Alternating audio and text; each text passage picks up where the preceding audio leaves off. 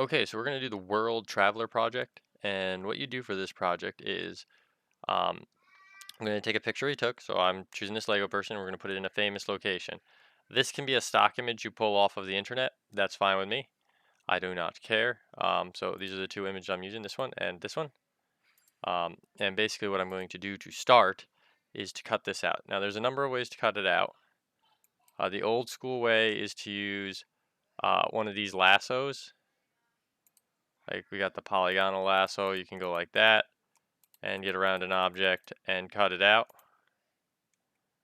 Uh, you've got the magnetic lasso, which will kind of wrap around an edge. Some people really like to use like a magnetic lasso. Uh, and go with that. Uh, so that's a possibility. There is the regular lasso, which you can just, kind of draw. That's a possibility. I'm not a fan of the lassos. If you're going to use the magnetic lasso and just take your time. I much prefer the quick selection tool right here. So this one, the quick selection. The way this one works is you've got add or subtract an area.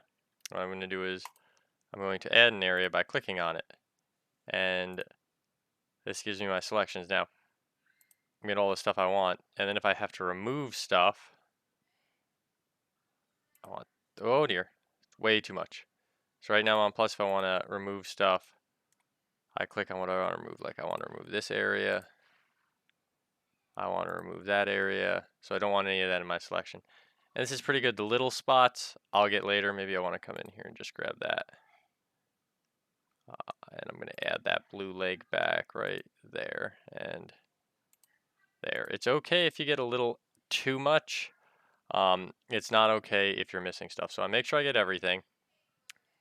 And you can always make your brush bigger or smaller for this to help with your selecting. Sometimes smaller will help. But after I do it, what I'm going to do is I'm going to hit Control J. And what Control J does is it gives you a copy of what you selected. So see, it made a new layer of what I selected, which is wonderful. And all I'm going to do is I'm just going to hold my mouse down and I'm going to drag that where I want it to go. So when I drag it in here, I do notice I have a couple areas that I want to work on that were not perfect. And like I said, it's easier to do that. So we're going to zoom in, which is Control plus. So I'm going to zoom in. I'm going to zoom in again. And I'm going to use the pan tool, which is H. So I'm going to hit H so that little hand comes up so I can move to the side. And I'm just going to work on this area with the eraser. And this is the eraser tool. Right now my brush is too big, so I'm just going to make it a little smaller. And I'm just going to come in here and very gently just click my way through this. Maybe make my brush a little smaller to really get into that corner there. And, you can do this in your own time, in your own way. And like, I'm not doing a neat job here. I'm trying to get this done quickly. If you ever gonna make a mistake, you can always undo by doing a Control Z. I'm gonna step my brush up here and just stepping through here. And I'm just erasing. Nice and quick. And I'm not gonna do a perfect job. And I got a little bit right here too. Erase that. I'm gonna hit H and I'm just gonna go back to the eraser tool right there and clear up this one area a little bit. And I think I went a little overboard there, so I'm going to go back and we'll just get that. And I'm going to zoom out and see how it looks.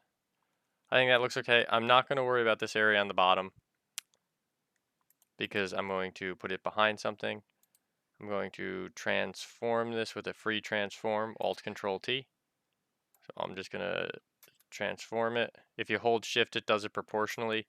If you don't hold shift, you can kind of but transform this, hit enter, and then I'm going to use the move tool to just kind of drag it where I want him. So I'm going to want the Lego guy to be right here. And then I'm going to turn him off. And what I'm going to do is I'm going to drag this layer down here to make a copy. I'm going to bring it on top. So now these two layers are exactly on top of each other. And I know the Lego guy is under here. So I'm going to do something called, I'm going to make a mask. So on this top layer, I'm going to make something called a mask. So right there, I made a mask. And the cool thing about a mask is anything on the mask that I paint black will go away. So let me make this a little bigger. So like anything I paint on the mask is going to go away. So if I turn the Lego guy back on, you'll see as I go over it with the brush, he starts to come out. And this brush is 100% hard. So we've got our Lego guy right there. And you just want to make sure you get the ridge. And the nice thing about this, with this brush, is if you feel like you go over a little bit or you don't really like what you've done,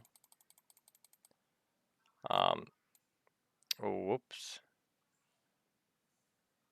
make sure that lines up. Like if you want to move him up, you do have to turn that top layer off and move up accordingly by selecting this layer.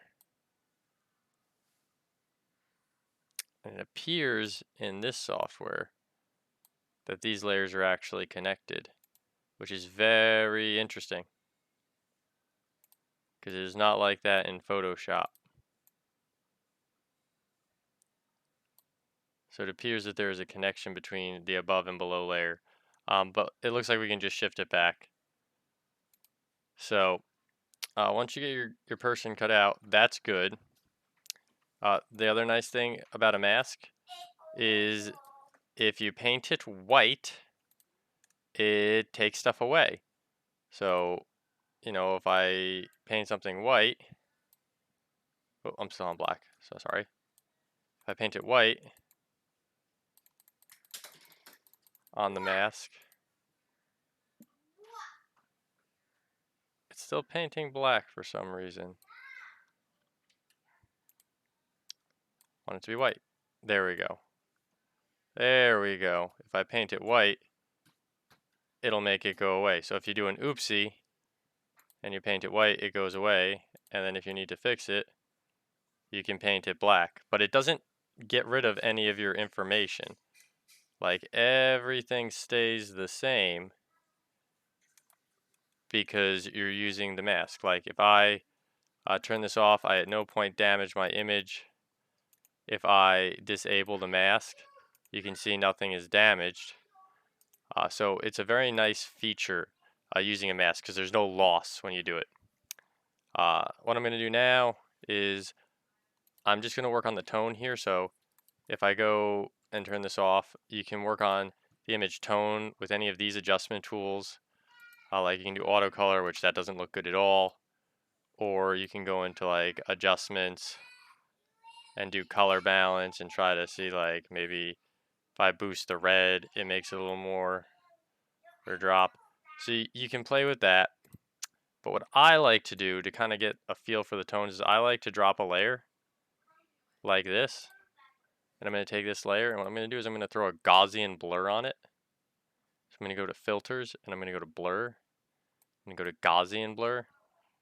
And I am just going to blur this out. So all the colors are kind of there blurred. And I'm going to drop it above my Lego guy. And what I'm going to do is I'm going to use something called a blend. And I'm going to blend multiply.